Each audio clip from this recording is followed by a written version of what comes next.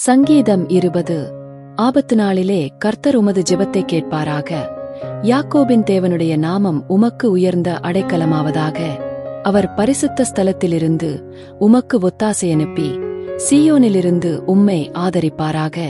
நீர் செலுத்தும் காணிக்கைகளையெல்லாம் அவர் நினைத்து உமது சர்வாங்க தகனபலியை பிரியமாய் ஏற்றுக்கொள்வாராக. சேலா டோட். அவர் உமது மனவிருப்பத்தின்படி உமக்குத் தந்தருளி உமது ஆலோசனைகளையெல்லாம் நிறைவேற்றுவாராக. நாங்கள் உமது இரட்சிப்பினால் மகிழ்ந்து எங்கள் தேவனுடைய நாமத்திலே கொடியேற்றுவோம். உமது வேண்டுதல்களையெல்லாம் கர்த்தர் நிறைவேற்றுவாராக. கர்த்தர் தாம் அபிஷேகம் பண்ணினவரை இரட்சிக்கிறார் என்பதை இப்பொழுது அறிந்திருக்கிறேன். தமது வலதுகரம் செய்யும் இரட்சிப்பின் வல்லமைகளை காண்பித்து தமது பரிசுத்த வானத்திலிருந்து அவருடைய ஜெபத்தை கேட்பார். சிலர் இரதங்களை குறித்தும் சிலர் குதிரைகளை குறித்தும் மேன்மை பாராட்டுகிறார்கள்.